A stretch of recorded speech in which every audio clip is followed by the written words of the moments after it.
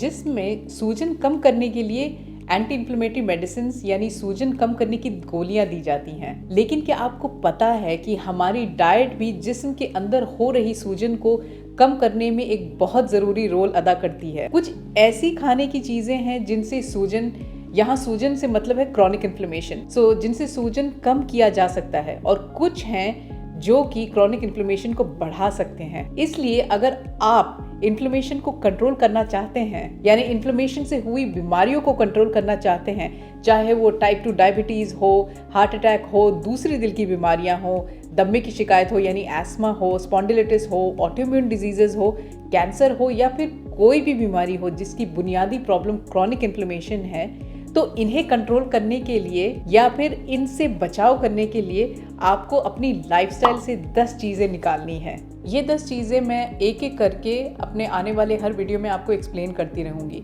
एक वजह ये भी है इनको डिटेल में एक्सप्लेन करने का कि आपको इनफ टाइम मिले इनको समझने के लिए और इन्हें अपनी ज़िंदगी में इन चेंजेस को शामिल करने के लिए। पहली चीज़, रिफाइंड वेजिटेबल ऑयल्स या रिफाइंड तेल। जब हम खाना पकाने की बात करते हैं, ये बहुत ज़रूरी हो जाता है कि आप जिस तेल का इस्तेमाल कर रहे हैं उसका स्मोक पॉइंट क्या है। स्मोक पॉइंट क्या होता है? ये वो टेम्परेचर है जब फैट ब्रेकडाउन होता है और उसे आप धुएं की शक्ल में देख सकते हैं। ये समझने के लिए कि स्मोक पॉइंट खाने को कैसे असर करता है, ये जानना ज़रूरी है कि फैट्स यानी तेल, यहाँ जो हम लोग बात कर रहे हैं, ये कैसे बनाए जाते हैं।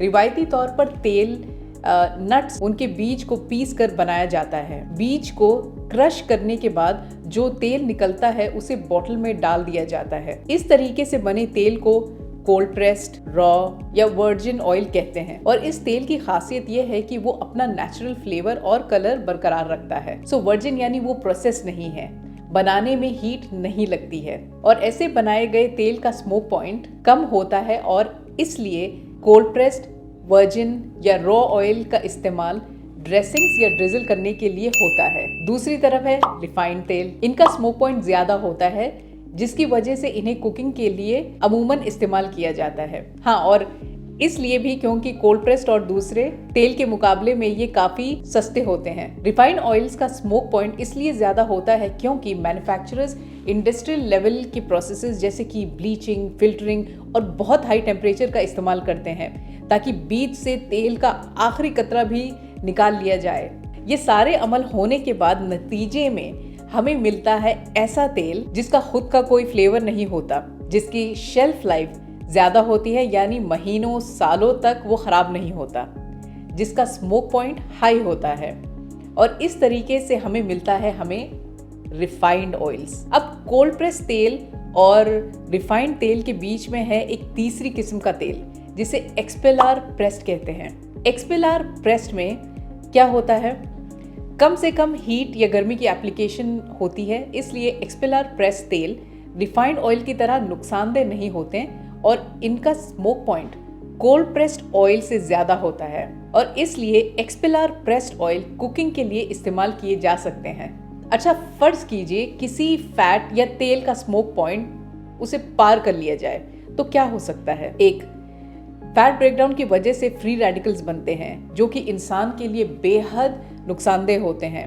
मसलन कैंसर जैसी बीमारियां इसी वजह से बनती हैं। जिस भी चीज़ को ऐसे तेल से बनाया गया हो उसमें से नाखुशगवार बदबू आने लगती है।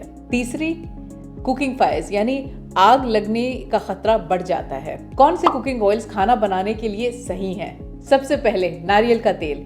ये एक सैचुरेटेड फैट है, लेकिन अच्छा सैचुरेटेड फैट है। इससे HDL यानी कि गुड कोलेस्ट्रॉल बढ़ता है और LDL यानी कि बैड कोलेस्ट्रॉल घटता है, और कुकिंग के लिए सही है इसके स्मोक पॉइंट की वजह से। दूसरा, ऑलिव ऑयल या जैतून का तेल।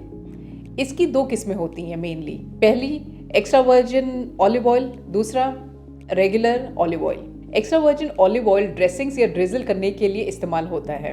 रेगुलर ऑलिव ऑयल बनाने के लिए कुछ हीट का इस्तेमाल होता है, और इसलिए रेगुलर ऑलिव ऑयल का smoke point extra virgin oil से ज्यादा होता है, जिसकी वजह से रेगुलर ऑलिव ऑयल को कुकिंग के लिए इस्तेमाल किया जा सकता है। तीसरा, एवोकाडो ऑयल। अब एवोकाडो से तो आप सभी वाकिफ होंगे। एवोकाडो ऑयल एवोकाडो के फ्लेश या पल्प से बनाया जाता है। अच्छा, unlike olive oil, specially extra virgin olive oil, avocado के तेल का इस्तेमाल उससे बनाए खाने में अलग सा अपना टेस्ट नहीं छोड़ता, और क्योंकि इसका स्मोक पॉइंट अच्छा है, एवोकाडो ऑयल कुकिंग के लिए सही है। अब आते हैं बैड कुकिंग ऑयल्स कौन से हैं, या वो कौन से तेल हैं जो सेहत के लिए बेहद नुकसानदेह हैं और जिनका इस्तेमाल नहीं करना चाहिए। इसका जवाब है कोई भी रिफाइंड वेजिटेबल ऑयल, यानी canola oil, soybean oil, corn oil, cotton seed oil, sunflower oil. अगर आपको सनफ्लावर ऑयल का इस्तेमाल करना ही है तो रिफाइंड सनफ्लावर ऑयल ना यूज करें, एक्सपेलर प्रेस्ड सनफ्लावर ऑयल इस्तेमाल करें। हो सकता है आप इस लिस्ट को देखकर कहें कि मैं या मेरी फैमिली तो सोयाबीन ऑयल, कॉर्न ऑयल वगैरह इस्तेमाल नहीं करते, लेकिन आप बाहर का खाना तो खाते ही होंगे, या प्रोसेस चीज़ें जैसे कि कोल्ड टी, कॉफ़ी से लेकर रेडीमेड मील्स जिन्हें आपको सिर्फ गर्म करना होता है, ये तो खाते ही होंगे या कभी खाया होगा। आपके बच्चे चिप्स, चॉकलेट्स तो खाते ही होंगे। अगर हाँ, तो यकीनन ये मानकर चलिए कि आप भी इन ऑयल्स का इस्तेमाल कर रहे हैं। मिसाल के तौर पर मेरे आसपास पड़ी 3 चीज़ों को मैंने उठाया और उनको चेक किया। सबसे पहले हमारे ये ट्रेडिशनल बिस्किट्स, अभी के लिए हम सिर्फ इसमें इस्तेमाल हुए तेल पर ध्यान देंगे। तो यहाँ लिखा है हाइड्रोजनेटेड ऑयल और फिर साथ में कौन कौन से टाइप के तेल इसके लिए इस्तेमाल हुए हैं। अब आपको बस इस चीज़ पे ध्यान रखना है कि जिन भी प्रोडक्ट्स में हाइड्रोजनेटेड या पार्शियली हाइड्रोजनेटेड ऑयल का इस्तेमाल किया गया है उसे कभी भी इस्तेमाल ना करें, क्योंकि इसमें ट्रांस फैट मौजूद होता है, जिससे कि कई दिल और दिमाग की बीमारियों के अलावा दूसरी हेल्थ प्रॉब्लम्स भी हो सकती हैं। ये दूसरा मखाने हैं, यानी फॉक्सनट्स। इनके कई फायदे हैं। कैल्शियम का बहुत अच्छा सोर्स है, उम्र बढ़ने की रफ्तार को कम करते हैं, रिप्रोडक्टिव सिस्टम के लिए अच्छे हैं, जिन लोगों को बच्चे नहीं हो रहे हैं उनके लिए फ़ायदेमंद हैं, और इसके बेशुमार फ़ायदे हैं ये। लेकिन जब ये ऐसे पैकेज्ड फॉर्म में आता है, हम इसमें जाने वाले इंग्रेडिएंट्स को कंट्रोल नहीं कर सकते। अब इसके इंग्रेडिएंट्स देखें। 1, तेल का इस्तेमाल किया गया है। अब इतनी हेल्दी चीज़ में इस्तेमाल हुआ है वेजिटेबल ऑयल, जो कि पामोलिन और कॉटन सीड ऑयल की शक्ल में है। पामोलिन ऑयल यानी ताड़ का तेल जिसे कहते हैं, ये लिक्विड फॉर्म होता है पाम ऑयल का। तो पाम ऑयल में प्रॉब्लम क्या है? यहाँ पाम ऑयल और कैंसर में लिंक होना हमारे लिए चौकन्ना होने की वजह है। तीसरा एग्जाम्पल, चिप्स। अब यहाँ देखें कौन सा तेल इस्तेमाल हुआ है, पाम ऑयल। ज़्यादातर प्रोसेस चीज़ें जो मार्केट में मिलती हैं उसमें पाम ऑयल का ही इस्तेमाल होता है, क्योंकि ये बहुत ही सस्ता होता है। इसलिए ध्यान रखें कि आप ग़िज़ा के नाम पर अपने जिस्म में जंक तो नहीं डाल रहे। चीज़ें खरीदने से पहले फूड लेबल्स देखिए।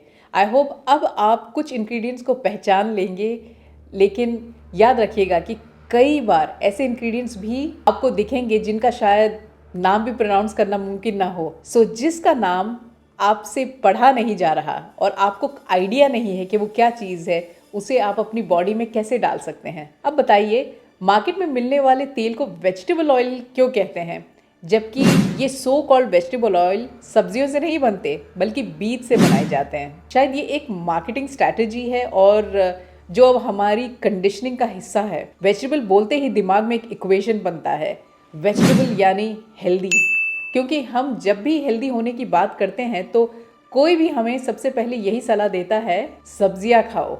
एक दूसरी इंटरेस्टिंग चीज़ जो मैंने नोटिस की है कि कई बार ये रिफाइंड वेजिटेबल्स ऑयल्स की बोतल पर दिल की शक्ल के ऐसे टैग्स होते हैं, आपने भी देखे होंगे। इस बोतल पर कहीं भी ये लिखा हुआ नहीं है कि ये तेल दिल के लिए अच्छा है, लेकिन जब आप इसे देखेंगे तो ऑटोमेटिकली आपके दिमाग में से एक मैसेज आता है, हार्ट शेप टैग, यानी हेल्दी फॉर हार्ट। क्या आपको पता है कि रिफाइंड ऑयल्स का इस्तेमाल 1979 से बढ़ा है और इसीलिए ज़्यादातर इन्फ्लेमेटरी कंडीशंस जो हैं 1979 से उनके नंबर में इंक्रीज़ हुआ है। सैडली आज सेहत एक बड़े प्राइस टैग के साथ आती है, लेकिन फैसला आपका है। आप अपनी और अपनी फैमिली की सेहत मेंटेन करने पर खर्च करेंगे या फिर आगे चलकर लंबे चौड़े मेडिकल बिल्स पर फैसला आपको करना है।